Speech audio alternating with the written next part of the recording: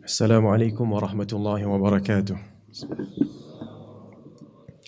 Innal hamdalillah nahmaduhu wa nasta'inuhu wa nastaghfiruh wa na'udzu billahi min shururi anfusina wa min sayyiati a'malina. Man yahdihillahu fala mudilla lahu wa man yudlil fala hadiya lahu. Wa ashhadu an la ilaha illallah wahdahu la syarika lahu wa ashhadu anna Muhammadan abduhu wa rasuluh. أما بعد فإن أصدق الحديث كتاب الله وخير الهدي هدي محمد صلى الله عليه وسلم وشر الأمور محدثاتها وكل محدثة بدعة وكل بدعة ضلالة وكل ضلالة في النار. Alhamdulillah, pagi ini 24 Rajab 1437 Hijrah bersamaan dengan 1 Mei 2016, kita bertemu di seminar Home of Hadith dan saya mengucapkan jazakumullahu khairan kathira kepada pihak penaja, dan saya juga mengucapkan ahlan wa sahlan kepada rakan-rakan ustaz kita, juga kepada peserta seminar. Bila duduk sini baru nampak ramai. Sebelum saya mulakan, ada dua perkara yang ingin saya nyatakan. Iaitu, yang pertama ialah sebenarnya saya dah pakat dengan Ustaz Hussein untuk dia bercakap lebih. Tapi mungkin dia tak ingat pasal dah syok sangat bercakap. Yang kedua ialah apa yang disebutkan oleh Ustaz Fahmi tadi, bahawa di hadapan beliau adalah ulama ataupun ilmuwan-ilmuwan. Di sini saya ingin nyatakan satu kenyataan oleh salah seorang ulama, iaitu Al-Imam Sufyan Ats-Tsauri rahimahullahu ta'ala. Beliau mengatakan, la yambulur rajulu hatta yaktuba amman fawqahu wa amman dunahu wa amman mithlah. Tidak akan mulia seseorang itu sehinggalah dia menulis hadis daripada orang yang lebih hebat daripadanya, juga daripada orang yang sepertinya, dan seterusnya daripada orang yang kedua ialah daripada orang yang kurang daripadanya, dan yang ketiga ialah daripada orang yang sama dengannya. Artinya, Al-Imam Sufyan Ats-Tsauri rahimahullahu ta'ala tidak membezakan antara peringkat-peringkat kehebatan ilmu yang ada dalam para ulama untuk diambil ilmu daripada mereka. Sekiranya kita merasakan ilmu kita tinggi, kita masih lagi perlu melihat kepada ucapan ataupun ungkapan yang disebutkan oleh Al-Imam Sufyan Ats-Tsauri. Tidak akan mulia seseorang itu sehinggalah dia mengambil ilmu daripada orang yang lebih tinggi daripadanya, orang yang kurang daripadanya, dan orang yang sama sepertinya. Okay? Jadi saya kira itu sebagai satu respon saya kepada apa yang disebutkan oleh Ustaz Fahmi tadi, satu tawaduk daripada beliau, dan semoga kita mendapat sifat ini insya-Allah subhanahu wa ta'ala. Tuan-tuan dan puan-puan, ikhwah dan akhwat yang saya kasihi sekalian, masa yang diberikan ialah sehingga pukul 11, dan saya berusaha untuk selesaikan pada pukul 11, bahkan mungkin awal sedikit, untuk memberi ruang kepada Al-Fadhil Ustaz Dr. Zaimi. Kita dah pakat kan? Dia buat tak tahulah. Okey. Semuanya ada di sini, cuma saya letakkan dalam bentuk poin untuk kita mudah faham. Okay, pertama ialah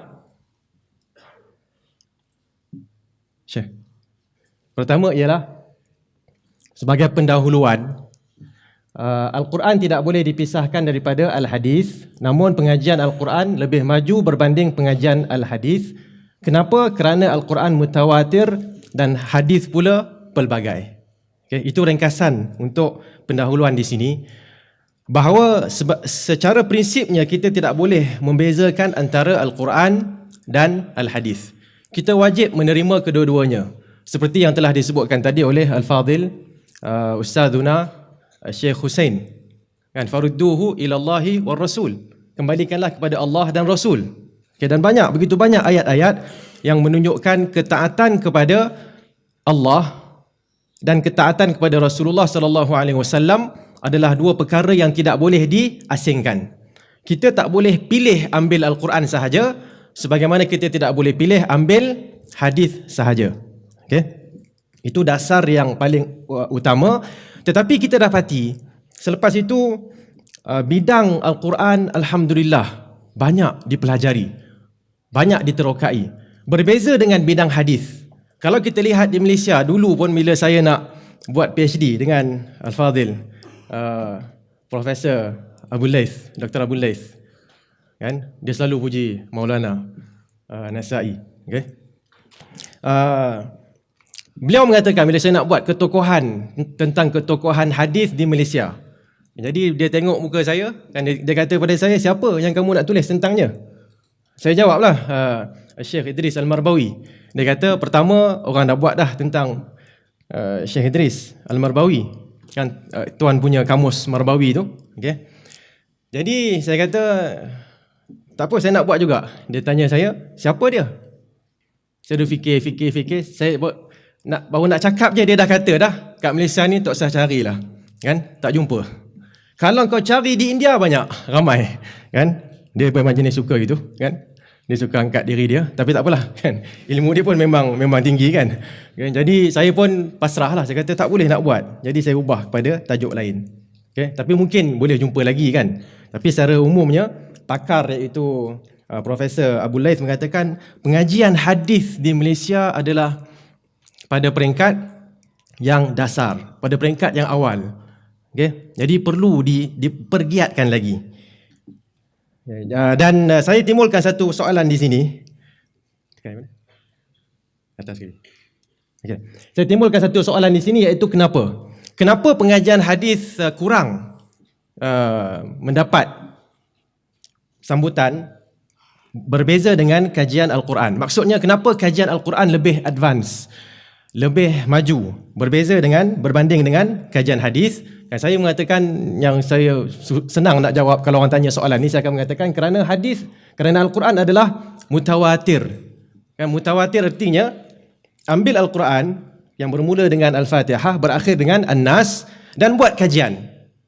Tetapi kalau hadis pelbagai, ada yang mutawatir iaitu sedikit sahaja, kemudian ada yang sahih, yang dhaif, yang maudhu', yang dhaif pula, ada khilaf lagi, boleh tak digunakan? Kalau boleh digunakan untuk apa? Fadail amal ataupun dan sebagainya yang akan dibincangkan nanti oleh Maulana Nasai insya-Allah. Okey. Jadi itu sendiri merupakan satu bahagian yang boleh disebut sebagai penghalang. Okey, bagi kebanyakan kita boleh sebut umat Islam di negara-negara Islam dalam mempelajari ilmu hadis. Okey. Baik. Seterusnya kita tengok di sini muka surat yang ketiga. Kan, muka surat yang ketiga. Okay. Saya suka macam itulah, kalau ada buku kita buat tengok buku, dan kalau tak ada buku kita cakap terus kan. Tapi dah ada buku, jadi kita tengok di sini saya bahagikan mengikut apa yang sempat saya kaji ataupun saya baca. Ilmu hadis itu bolehlah dibahagikan kepada dua, iaitu ilmu riwayah dan juga ilmu dirayah. Memang banyak khilaf kat sini. Kan, Dr. Azimi dah tengok dah. Kan, adakah saya punya definisi itu betul? Kan, dia dah nampak dah, dia boleh baca tu kan. Kan? Tak apa, nanti dia punya sesi dia akan kritik, tak ada masalah. Kan? Ilmu hadis, riwayah dan dirayah banyak perbincangan di situ. Tapi saya pilih yang ni lah nak bagi mudah faham. Riwayat ilmu hadis dari sudut riwayat ialah berkisar lebih kepada kesinambungan agaknya. Kesinambungan dan kesahihan periwayatan. Okay, bersambung atau tidak hadis itu. Okay, riwayat itu bersambung atau tidak, sahih atau tidak. Okay. Dan dari sudut dirayah pula mungkin boleh difokuskan kepada petunjuk dan maksud hadis yang telah dikenal pasti kesahihannya. Okay. Dan satu lagi ilmu yang berkait rapat dengan perbincangan ilmu-ilmu hadis adalah takhrijul hadis. Kerana takhrij hadis ini satu perkara yang cukup penting. Ramai orang tidak mampu untuk ataupun tidak melalui proses yang pertama ini, kan, dia tak dapat takhrij hadis. Bila disebutkan hadis, dia akan sebut hadis Nabawi Syarif. Kan, ini adalah hadis Nabi yang mulia. Kita kata betul, hadis Nabi memang mulia. Tetapi adakah anda telah melihatnya dari sudut riwayah? Adakah anda telah melihatnya dari sudut periwayatan? Adakah sanadnya bersambung? Adakah bersambung dengan perawi-perawi yang thiqah, yang boleh diterima? Okay? Kemudian kalau dah sahih, apa petunjuk yang boleh diambil daripada hadis itu? Kan? Jadi secara umumnya bolehlah dirumuskan di sini, ilmu hadis itu merangkumi dua sudut, okay, yang biasa disebutkan oleh para ulama, iaitu sudut talaqi dan juga yang kedua sudut istidlal. Okay, sudut mengambil hadis, mengambil ilmu, dan yang kedua adalah sudut penggunaan hadis itu sebagai dalil. Okey. Baik. Dan takhrij hadis masih lagi, kadang-kadang orang tanya kepada saya, dalam ilmu hadis ni, pengajian hadis, kan, apa dia pengajian yang masih lagi relevan? Seolah-olah macam ilmu hadis ni tak boleh belajar lagi dah. Ini kadang-kadang orang universiti tanya, dia bukan bidang hadis, kita maafkan dia lah kan. Tapi soalan tu akan menyebabkan kita sedikit terbakar lah kan. Macam ilmu hadis ni tak ada apa-apa dah, Bukhari dah ada, kenapa nak mengaji lagi? Seolah-olah begitu kan. Jadi saya mengatakan antara yang paling relevan ialah tentang takhrij hadis, antaranya. Okay, dan masih banyak lagi kan, seperti kajian Ustaz Kamilin kan, saya rasa lebih kepada yang salah satu daripada duanya di atas tu lah kan, seni hadis dengan lebih mendalam lagi. Okey, teruskan. Ilmu hadis riwayah seperti yang terdapat pada muka surat yang ketiga hinggalah muka surat yang ke berapa yang ke-6. Okey, bolehlah dikategorikan kepada 6 bahagian. Okay, kita nak tahu periwayatan hadis kan, yang akhirnya para ulama telah meletakkan hadis-hadis itu dalam kitab-kitab mereka. Dan setiap kitab itu ada caranya. Jadi kalau kita tak tahu, contohnya kita tak tahu kan, Muwatta' ni maksud ni apa, Musnad macam mana disusun, okay, As-Sunan As-Sahih macam mana penyusunannya, mungkin kita akan buka kitab Musnad Imam Ahmad, okay, dan kita menyangkakan kesemuanya sahih. Mungkin kita akan membuka kitab-kitab hadis yang bersifat sunan, okay, dan kita merasakan ianya disusun seperti musnad, iaitu sahabat selepas sahabat selepas sahabat. Kan? Dan begitulah. Kan? Kita mungkin bukan buka kitab yang bersifat jami' ataupun yang bersifat majma', okay, dan kita merasakan itu adalah sumber yang asli. Sedangkan dia mungkin bukan yang asli. Dia mengumpulkan hadis-hadis daripada kitab-kitab lain. Okey. Saya bercakap ni dengan merasakan tuan-tuan dan puan-puan boleh faham apa yang saya cakap. InsyaAllah kan. Saya risau kalau kita bercakap nanti ustaz-ustaz kat depan yang faham. Jadi kalau kiranya tak faham nanti boleh tuliskan soalan untuk sesi soal jawab. Saya cuba hadir dalam sesi tersebut. Okay. Baik. Jadi ini semuanya sebenarnya ada kat sini. Saya rasa yang kita boleh buat sekarang ialah kita tengok satu persatu. Okey, muka surat yang ketiga, Al-Jami', kitab hadis yang merangkumi 8 tajuk utama, iaitu akidah, ahkam, riqaq, adab makan dan minum, tafsir dan tarikh serta siyar, syama'il, fiqh, manaqib dan mathalib. Okey, kalau nak terjemah macam ni kita nak terjemah, akidah, hakam, hukum, hakam, riqaq ini yang berkaitan dengan melembutkan hati. Okay, so kena ingat ya, belajar hadis ni kena jadikan kita orang yang lembut. Macam Nabi SAW penuh dengan kerahmatan. Bukannya belajar hadis kita gunakan seperti yang disebutkan tadi oleh siapa saya tak ingat tadi. Salah seorang lah kan yang mengatakan bila kita guna jarh ta'dil, Ustaz Kamilin kot kan. Seolah-olah bila guna ilmu jarh ta'dil kita nak jatuhkan ustaz-ustaz yang ada. Bukan yang tu. Kita gunakan jarh ta'dil untuk memastikan hadis itu sahih. Kemudian kita amalkan. Okay. Adab makan dan minum, tafsir iaitu tafsir Quran, tarikh serta siyar. Tarikh ni sejarah, siyar lebih kurang gitu juga berkaitan dengan sama ada sirah Nabi ataupun para sahabat. Syama'il yang berkaitan dengan watak Nabi SAW. Okay. Yang ni biasanya kan bolehlah kalau nak catat kan, Kerana saya tak, masa buat ni tak terfikir pula nak terjemah. Sekarang kita terjemahkan. Syama'il iaitu tentang watak Rasulullah sallallahu alaihi wasallam, watak dari sudut penciptaan baginda, bagaimana Allah mencipta Rasulullah sallallahu alaihi wasallam. Takut tiba-tiba ada orang mendakwa dia telah melihat Rasulullah sallallahu alaihi wasallam, rupanya sebiji macam ustaz. Kan? Saya tengok ustaz-ustaz kat sini kan. Kan? Yang nak dekat-dekat dengan Nabi tu tak ada lagi kot. Kan? Kat sinilah. Kan mungkin tempat lain ada. Jadi kata macam ustaz. Dia tunjuk kat saya. Rupa dia macam ustaz. Kata memang itu adalah bukan Nabi.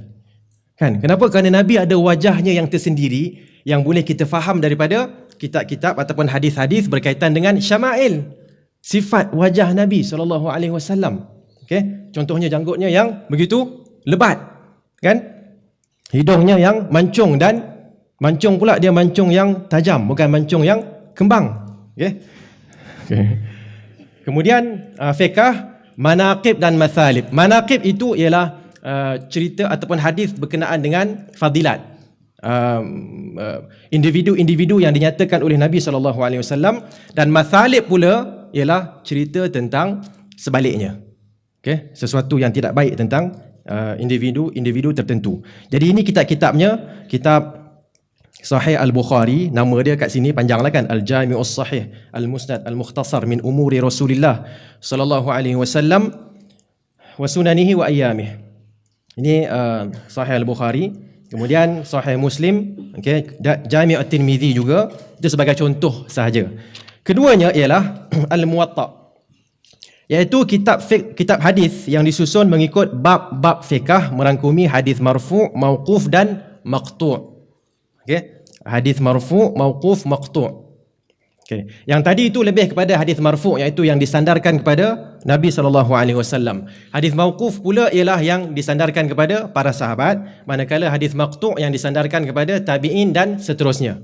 Kan, tabi'in dan seterusnya, ulama-ulama selepas itu. Antaranya kitab Muwatta Al-Imam Malik. Okey. Yang ketiga ialah Musnad. Kitab hadis yang disusun mengikut nama para sahabat yang meriwayatkan hadis itu. Antara kitab yang masyhur adalah Musnad Al-Imam Ahmad, dan sebelumnya Musnad Syafi'i, dan juga Musnad Al-Imam Abi Hanifah. Okay. Artinya kalau nak cari hadis dalam Musnad Imam Ahmad, dalam keadaan kita tidak ada indeks fihris hadis di belakang tu, kita ada versi yang lama, kan? Jadi apa kita kena buat? Kita kena cari. Kita sedang mencari hadis Umar bin Al-Khattab. So kita kena tengok mana Umar berada dalam kitab ini. Okay? Iaitu dia akan berada di bahagian yang depan. Kan? Begitulah seterusnya. Kita kena kenal pasti dahulu sahabat itu berada di juzuk yang keberapa, barulah kita cari, kita belik sehelai demi sehelai. Ini saya sebut kalau versi yang lama, kitab yang lama. Kalau kitab baru tak payah buat yang tu. Kan, bahkan sekarang ni tak ada lagi dah orang akan tengok apa? Share apa? Bukan Google lagi, share iPhone dan juga share Samsung, kan? Terus untuk dapatkan hadis. Okay? Yang keempat, As-Sunan, kitab hadis yang disusun mengikut bab-bab fiqh dan hanya merangkumi hadis marfu' sahaja. Yang masyhurnya seperti Sunan Abi Dawud, Sunan Ad-Darimi, Sunan An-Nasa'i. Okay? Dan yang kelima ialah kitab As-Sahih, jamaknya As-Sihah.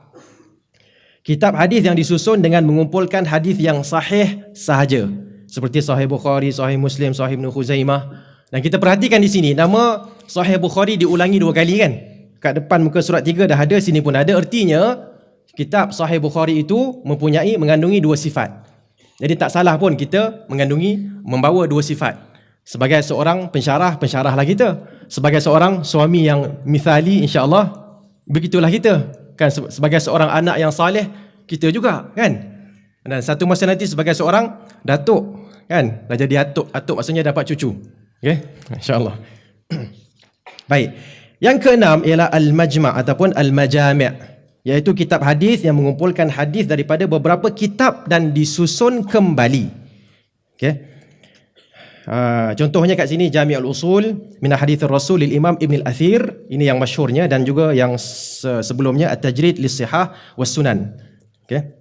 Dan perbezaan di sini antara hadis ataupun kitab yang nombor 6, kategori nombor 6 dengan yang sebelumnya ialah yang sebelumnya lebih bersifat masdar asli. Maksudnya sumber asli. Sumber asli ni apa dia punya implikasinya kalau kita ambil daripada kitab itu. Maksudnya kalau saya ambil daripada kitab Bukhari Muslim, apa implikasinya? Kan? Apa dia punya kesannya? Kesannya ialah antara lain kalau kita nak tuliskan hadis, kita sebut rawahu al-Bukhari. Hadis ini diriwayatkan oleh al-Imam al-Bukhari. Tetapi kalau kita ambil daripada kitab Al-Majami', maknanya kitab yang mengumpulkan daripada kitab lain, kita tak boleh mengatakan hadis ini diriwayatkan oleh Ibnul Athir. Okay? Dan contoh lainlah nak bagi mudah faham, kadang-kadang kitab yang kita biasa guna iaitu kitab Riyadhus Salihin. Kitab Riyadhus Salihin, kitab yang mengumpulkan hadis-hadis dari pelbagai kitab lain, antaranya Bukhari Muslim. Boleh tak kita ambil hadis kat situ dan kita mengatakan hadis ini diriwayatkan rawahu al-Imam An-Nawawi fi Riyadhus Salihin? Boleh tak? Tak boleh. Kerana apa? Kerana itu bukan sumber yang asal. Itu adalah sumber yang kita sebut dalam bahasa takhrijnya ataupun dalam bahasa ilmu hadis disebutkan masdar ghair asli, yang tidak asal. Okay? Bukannya yang tak ori, dia ori, tapi apa? Tapi tidak asal. Jadi kalau kita nak sebut, kita kena sebut auradahu. Akhir sekali kita akan nyatakan nanti, tapi saya saja sebut kat sini. Kan mungkin wallahu alam sebahagian daripada saudara dan saudari, tuan-tuan dan puan-puan, kali pertama dengar benda ni. Kan? Kalau begitu agaknya berjayalah home of hadith kan? InsyaAllah kan? Tapi kalau dah biasa dengar, alhamdulillah juga. Wa dzakir fa inna dzikra tanfa'ul mu'minin. Okey. Itu lebih kurang bahagian yang pertama, iaitu ilmu hadis dari sudut riwayah, periwayatan. Jadi kita kena faham setiap satu daripada penulisan ataupun pembukuan hadis yang dinyatakan ini, bagaimana hadis itu dibukukan dalam kitab masing-masing di kalangan ulama, dan apakah metod yang mereka gunakan supaya kita mudah mencari hadis dalam kitab tersebut, dan supaya kita tidak tersilap merasakan hadis itu sahih, kan, sedangkan hadis itu tidak disyaratkan sebagai sahih. Maksudnya kadang-kadang ada di kalangan ustaz-ustaz pun, kan, yang mengatakan hadis ni sahih. Ustaz, macam mana tahu hadis ni sahih? Kerana hadis ini diriwayatkan oleh Al-Imam At-Tirmizi. Okey, Tirmizi berada di mana? Sini kan? Tidak mensyaratkan hadis sahih. Okay. Bahkan ada dalam pengalaman sebagai pensyarah ni, kita kadang-kadang kita jumpa pelajar-pelajar yang mengatakan semua hadis yang terdapat dalam Sunan Sittah, maksudnya Bukhari, Muslim, Abu Daud, Tirmizi, Nasa'i dan Ibnu Majah, semua hadis dalam ini adalah hadis sahih. Ada orang cakap macam ni. Saya tak tahu Ustaz kami ni dah jumpa belum? Belum lagi. Tak sempat mengajar nanti kan. Ustaz Razmi dah jumpa dah kan? Ramai orang cakap macam ni. Apa saja hadis dalam Sunan Sittah adalah hadis sahih. Dia tak tahu dalam tu ada pelbagai bentuk hadis. Okey, yang kita sebut pelbagai di awal tadi. Okey. Baik. Jadi itulah, kita kena faham setiap satu dan kita boleh teruskan.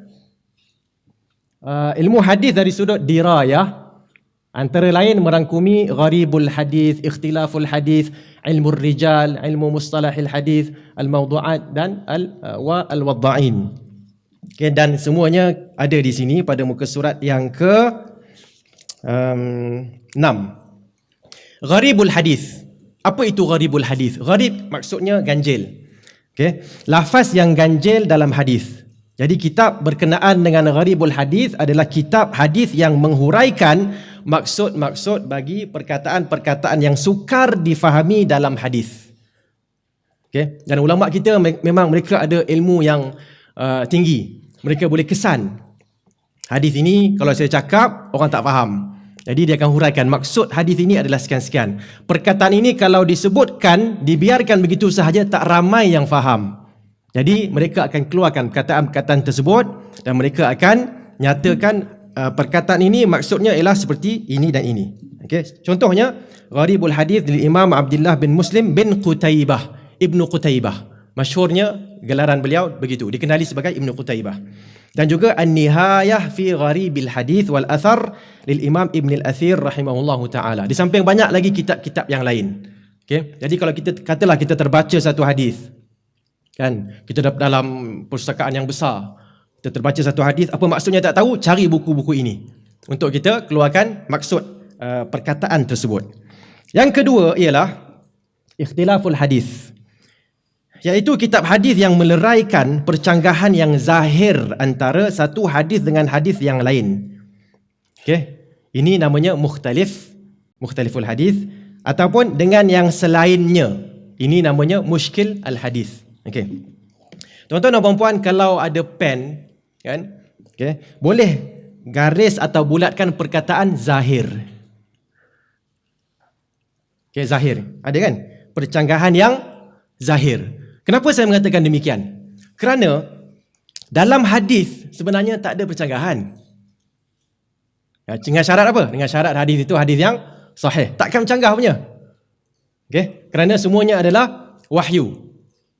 Wa ma yantiqu 'anil hawa in huwa illa wahyu yuha. Kalau dapat dikenal pasti itu adalah hadis yang sahih, wahyu, tak ada percanggahan.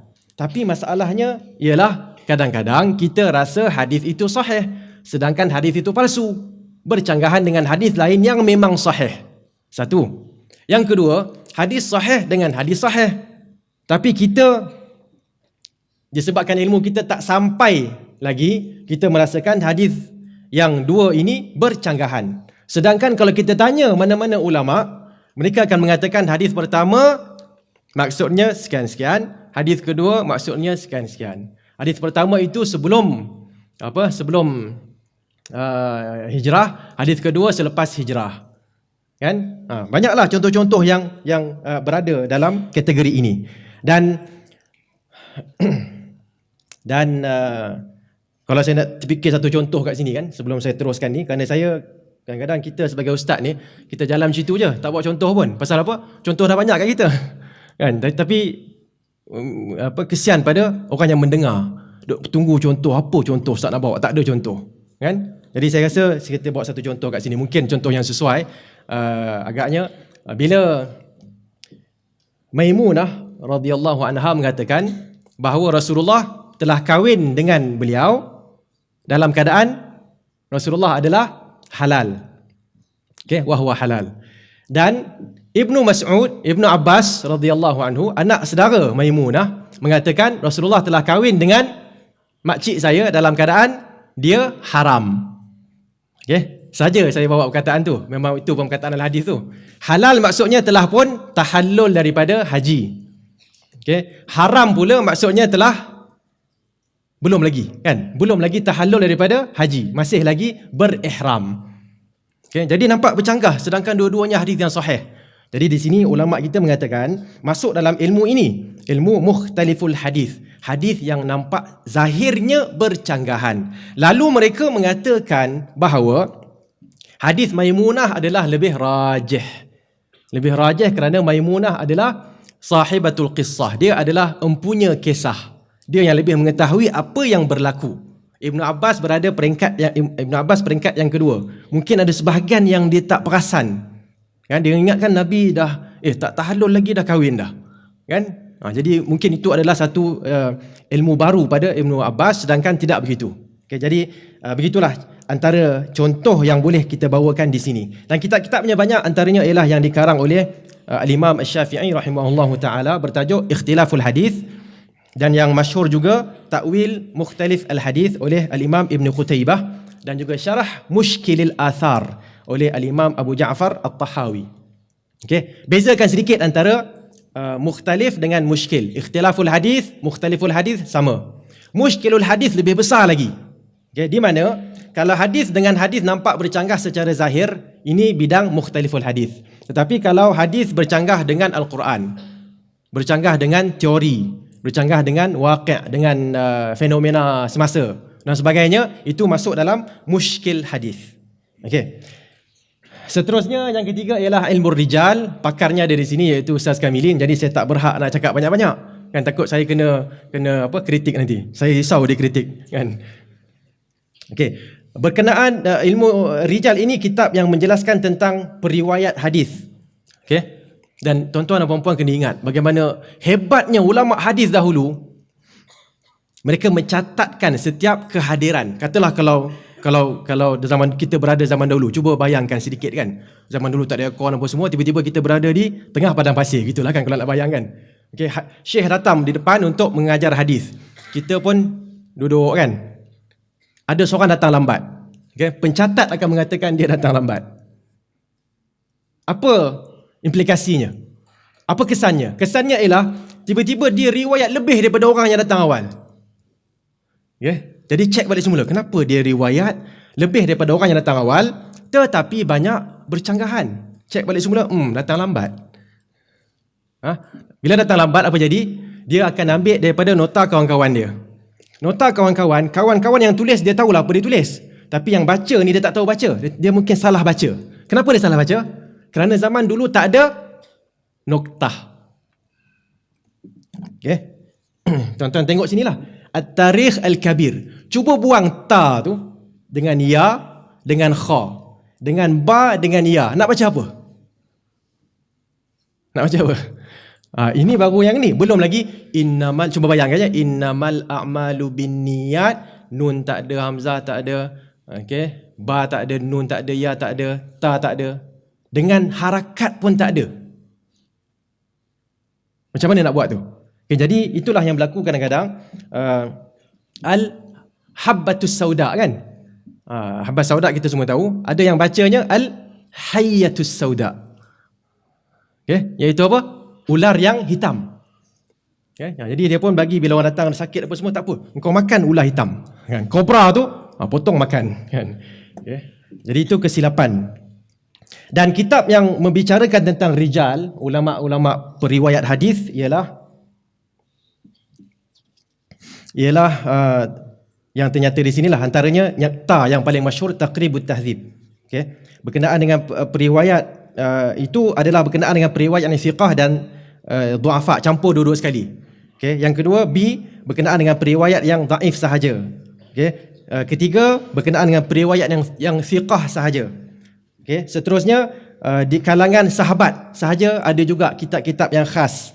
Okay, dan juga berkenaan periwayat kitab-kitab tertentu sahaja. Ini secara ringkas sahaja untuk dilontarkan. Yang keempat ialah ilmu mustalah al-hadis, okay, iaitu yang menjelaskan tentang keadaan rawi dan marwi. Rawi adalah periwayat, marwi adalah hadis. Kan? Jadi bincang dua-dua sekali, periwayat dan juga hadis itu. Dari sudut penerimaan dan penolakan.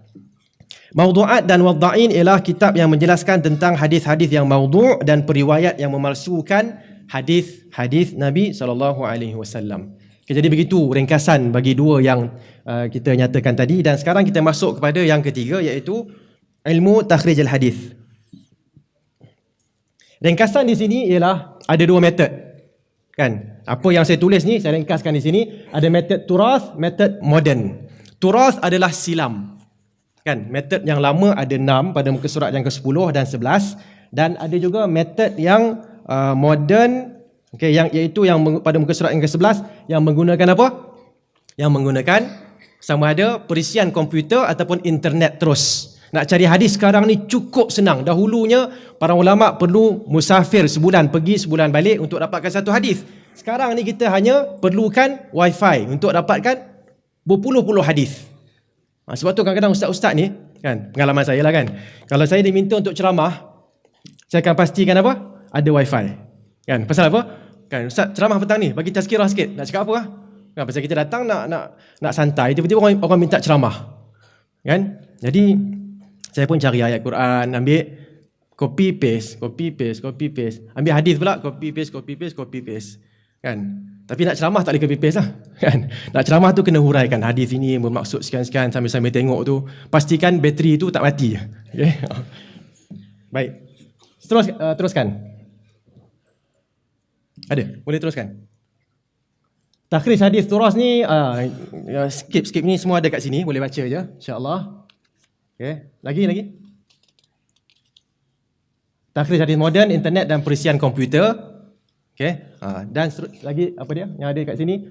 Hasil takhrij hadis. Kat sini saya rasa penting untuk saya jelaskan sedikit, kan? Iaitu sekiranya hadis itu adalah hadis Bukhari dan juga Muslim ataupun salah satu. salah satu daripada Bukhari ataupun Muslim. Kita boleh buat macam ni ya, kita buat hadis tu, kemudian rujukannya Bukhari, kitab apa, bab apa dan juga nombor berapa. Okey, baik. Teruskan. Tapi kalau hadis itu bukan Bukhari Muslim, contohnya Abu Daud rahimahullah meriwayatkan hadis tersebut, kita tak boleh hanya berhenti macam tadi ya, kitab apa, bab apa, nombor berapa, tak cukup. Kerana takhrij itu definisinya ialah mencari hadis dan menghuraikan statusnya apabila perlu, dan di sini perlu. Kenapa? Kerana Al-Imam Abu Daud tidak mensyaratkan hadis sahih untuk kitabnya. Jadi kita kena sebut di bawah Al-Arnaud berkata sahih ataupun Al-Albani berkata hasan sahih. Paling ringkaslah, kan? Dan kalau rasa-rasa tak nak ambil ulama yang contemporary, dia nak ambil ulama mutaqaddimin, silakan. Ambil daripada katalah Ibnu Hajar dan sebagainya, tak apa, tapi ada kat bawah ni. Dan katakanlah dia sendiri telah sampai ke tahap boleh menyatakan hadis ini sahih, dia sebut qultu, saya berkata hadis ini sahih, boleh. Kan? Saya tak sampai lagi lah. Kan insya-Allah Dr. Zaimi boleh insya-Allah. Baik. Dengan itu kita sampai kepada yang seterusnya. Bila saya sebut seterusnya maknanya tekan Okey. Innallaha amarani an usammiyal madinata thayyibah. Okay, ini adalah bukan Bukhari Muslim, bukan selainnya, tetapi kitab yang tidak asli tadi. Maksudnya katalah diambil daripada kitab Al-Jami'us Saghir. Al-Jami', nampak ingat tadi ya? Al-Jami' tadi. Kan? Boleh tak kita mengatakan hadis ini diriwayatkan oleh As-Suyuti? Tak boleh. Rawahu, tak boleh. Kena guna perkataan lain. Awradahu, dinyatakan oleh As-Suyuti. Dibawa oleh As-Suyuti. Wow, betul. Okey? Macam kita sebut kadang-kadang kita ada anak dan anak angkat. Ni anak saya, padahal kita tak ada anak. Boleh? Tak boleh. Kecuali dengan maksud kiasan kan. Ni anak angkat saya. Ya, boleh. Okay, jadi begitulah lebih kurang maksudnya di sini. Dinyatakan oleh As-Suyuti tapi tidak diriwayatkan oleh As-Suyuti. Seterusnya. Kepentingan ilmu hadis. Ada 4 minit lagi dan saya kena berhenti. Janji kena ditepati. Kan? Tapi Ustaz Zaimi dia tengah sibuk, kita boleh ambil sikit masa dia. Okey. Baik, nak habis dah insya-Allah. Baik, perhatikan di sini tuan-tuan dan puan-puan, kan? Tak biar tengok ni lah, kita tengok sini terus saja. Okey. Ada 4 bentuk kepentingan ilmu hadis. Pertama ialah pemikiran logik yang saintifik. Kita tak akan terima kalau kita belajar ilmu hadis betul-betul, kita akan cek setiap seorang. Bukan kerana dia syekh kita apa dia cakap semua betul, tak. Dia mungkin syekh dalam apa? Dalam tawaduk, dalam warak, betul, tetapi dalam hadis dia tidak syekh, kan? Dan seterusnya lah. Mungkin dia pakar dalam tafsir, tetapi dalam hadis dia tak pakar. Sebaliknya, dia pakar dalam hadis, tetapi dalam muamalat dia tak pakar. Okay? Jadi kita kena bersifat logik dan saintifik. Kedua, memelihara pemikiran logik Muslim daripada kepincangan dari pelbagai sudut. Okay, kita bila ada sistem yang diletakkan oleh para ulama kita akan memilih. Kita akan jadi seorang yang bersifat kritikal. Pilihlah mana-mana perkataan, okey.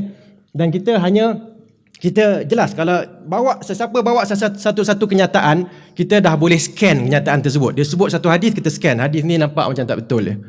Kerana dari sudut maqasid syariah dan sebagainya, hadis ini tidak benar. Kan contohnya kalau orang bawa satu hadis palsu bahawa Allah mencipta seekor kuda kan. Kemudian kuda itu pun berlari. Dan kemudian bila berlari kuda itu berpeluh. Daripada peluh itulah Allah mencipta diri Allah. Kufur hadis ni. Kan? Hadis palsu. Dia hadis palsu dan hukumnya kafir. Siapa yang menyebarkan tanpa menjelaskan. Jadi kita akan menjadi seorang yang cukup berpikiran logik, okay, dan jauh daripada kepincangan, kerosakan pemikiran. Yang ketiga, penekanan terhadap kesatuan keserasian antara mazhab yang pelbagai. Okay? Maksudnya kita boleh usahakan untuk dalam mazhab yang pelbagai ini, kan, ada mazhab Syafi'i, Hambali, Maliki, Hanafi, banyak lagi yang lain sebenarnya. Yang 4 itu adalah yang masyhur. Jadi dalam ini kalau kita dapat memastikan kesahihan hadis, insya-Allah kita akan dapat menuju ke arah kesatuan. Dan yang terakhir, penekanan terhadap kepentingan ilmu diiringi amal. Kan, sebab tu ilmu hadis ini bukan sahaja ilmu berkenaan dengan banyak sanad, tetapi ilmu hadis itu adalah tahap mana amalan kita terhadap hadis-hadis tersebut. Okey, teruskan. Hadis dan sunnah, secara umumnya hadis dengan sunnah di sisi ulama hadis adalah sama. Kata-kata Nabi, perbuatan, ucapan, amalan, perlakuan dan sifat, fizikal dan sebagainya, tak kira sebelum ataupun selepas kenabian. Tetapi saya nyatakan di sini beberapa definisi lain oleh ulama-ulama lain seperti ulama fiqh, ulama usul, dan seterusnya ialah ahli hadis dan ahli sunnah. Ada tak beza antara ahli hadis dan ahli sunnah? Kan kita akan dapati kata-kata para ulama di sini menunjukkan ada perbezaan antara ahli hadis dan juga ahli sunnah. Sebagai contoh, ataupun kita boleh sebutlah, saya nak ringkaskan daripada sini, daripada 4 kata-kata ulama di sini, bahawa mereka, kebanyakan ulama terdahulu, mereka lebih memfokuskan sudut ittiba' bila berkaitan dengan sunnah. Bila kita sebut usulus sunnah, kan? Indana, Imam Ahmad bin Hanbal mengatakan dasar sunnah di sisi kami bukannya dasar hadis sahih tak sahih, bukan itu, tapi amalan ikutan terhadap hadis, namanya sunnah. Al-qawlu fis sunnah allati ana 'alaiha. Imam Syafi'i berkata, pendirian dalam sunnah yang aku pegangi dan aku lihat dipegangi oleh mereka yang aku lihat seperti Sufyan, Malik dan lain-lain adalah sekian. Pegangan itu namanya sunnah. Kebanyakan ulama mengatakan demikian. Dengan itu kita jelaskan di sini perbezaan antara ahli hadis dan juga ahli sunnah. Bukan dah sudah tadi? Lepas tu. Persamaan. Apakah persamaan? Kan dia macam lebih kurang perkataan Islam dengan iman. Saya Muslim, saya mukmin. Kan kalau sebut sekali maksud berbeza. Jadi secara ringkasnya bila sebut hadis itu ataupun persamaan, ucapan, amalan, perlakuan, boleh disebut hadis dan sunnah. Kumpulan yang berjaya, ahlul hadis, ahli sunnah, okey juga. Kan? Siapa yang datang dari Pakistan, India kan? Biasa dia orang akan sebut ahli hadis. Ahli hadis, dia sebut ahli sunnah, ahli hadis. Merujuk kepada ahli sunnah. Dan kitab yang membawa riwayat marfu', mauquf serta ucapan para salaf as-salih, kan, boleh disebutkan sebagai kitabul hadis dan juga kitab as-sunnah. Teruskan. Perbezaan antara hadis dan sunnah. Tengok sini sedikit perbezaan antara perkataan hadis dan juga sunnah. Antaranya ialah sunnah ialah cara, manhaj dan jalan Nabi SAW dalam melaksanakan ajaran Islam. Jadi kalau kita ada satu amalan Nabi, kita tak sebut hadis, ini kita akan kata sunnah. Inilah sunnah Nabi. Kita tak kata inilah hadis Nabi. Hadis itu yang kita belajar itulah, riwayatnya, matannya. Hasil daripada itu adalah sunnah. Kemudian sunnah ialah berpegang dengan ajaran Islam tanpa tambahan dan tanpa bid'ah. Jadi kalau kita berpegang dengan ajaran Islam, artinya kita berpegang dengan sunnah. Tanpa ada tambahan dan bid'ah. Jadi kita akan sebutkan ahlis sunnah. Secara umumnya berbeza sikit dengan ahli hadis, iaitu pakar dalam hadis. Sunnah adalah mustahab, mandub dan sunat. Tapi hadis ada tak orang bila sebut hukumnya hadis? Ada? Kan hukum isap rokok ni hadis. Kan tak ada kan? Dia nak sebut sunat. Sepatutnya dia sebut makruh kan. Tapi dia mungkin hukum hukum memberi salam adalah hadis. Tak ada kan? Tapi hukum memberi salam adalah sunnah, sunat, munasabah kan. Yang keempat, hadis ada hadis sahih, hadis dhaif, hadis maudhu', tapi ada tak sunnah dhaifah, sunnah maudhu'? Ada tak? Tak ada kan? So itu kita boleh bezakan. Dan terakhir, sunnah hadis yang sahih sahaja. Kalau hadis itu belum sahih lagi, tak sampai ke tahap sunnah. Kalau hadis tu dah ditapis, kita dapat asingkan yang dhaif, maudhu' dan yang sahih. Yang sahih itu akan terkeluar daripadanya sunnah Nabi SAW. Teruskan. Tak apa, teruskan lagi. Yang ni, ahli hadis dan ahli sunnah. Saya sebut versus ni bukan mereka bergaduh, tidak. Kan tak ada pergaduhan. Tetapi masalahnya ialah orang terkemudian yang bergaduh. Ada di kalangan ahli hadis pakar dalam hadis. Kan dia tahu ilal hadis, rijal hadis dan sebagainya, sanad, matan, dan dia juga adalah mengikut rumusan cara Nabi Muhammad SAW. Maka dia adalah ahli hadis, ahli sunnah. Yang kedua, dia tak ada ilmu tentang hadis, tetapi dia adalah ahli sunnah. Contohnya siapa? Contohnya siapa? Kita semualah. Betul tak? Betul? Termasuk saya kan. Ilmu kita tentang hadis tak banyak. Tapi kita insya-Allah berpegang dengan sunnah yang dibawa oleh ulama-ulama hadis. Okey? Yang ketiga, ahli hadis tapi dia bukan ahli sunnah. Ada di kalangan ahli bid'ah. Ilmu tentang hadis tinggi. Dia tahu sahih tak sahih apa semua, tapi bila nak beramal je dia kata tak boleh lah pasal tempat saya tak sesuai. Kan itu. Okey. Dan yang terakhir ni jangan jadi golongan ni. Kan iaitu yang ahli hadis pun tak tahu, sunnah pun tak tahu. Okey, so kita jadi sama ada yang pertama ataupun yang kedua. Teruskan. Tingkatan ilmu ni pun saya sebenarnya saja nak ceritakan di sini. Teruskan lagi. Okey, ni bawah sekali. At-talib baru mula belajar. Risaunya orang baru mula belajar hadis tetapi dia merasakan dia dah muhaddis. Bahkan dia merasakan dia adalah al-hafiz. Dia baru belajar hadis arba'in, 40 hadis, tapi dia merasakan dia dah belajar 1000 hadis. Ataupun al-hujjah. Dia tak boleh ni hadis ni, dia tengok hadis ni dhaif, sahih kan, sedangkan dia tak sampai lagi. Sedangkan dia baru kat sini. Okey, so hati-hati tuan-tuan dan puan-puan. Okey, dan akhir sekali miskul khitam ni maksudnya penutup lah kan. Kita cuba untuk jadi ahli hadis dan juga ahli sunnah. Dan usaha ini perlu dilakukan secara istiqamah. Satu seminar sahaja tiba-tiba keluar jadi ahli hadis tak munasabah kan. Okay? Tapi dia kena banyak lagi. Tapi untuk ahli sunnah rasanya senang sikit. Nak jadi ahli sunnah ikut sunnah Nabi. Rumusan daripada hadis-hadis yang sahih kita ikut. Wallahu alam.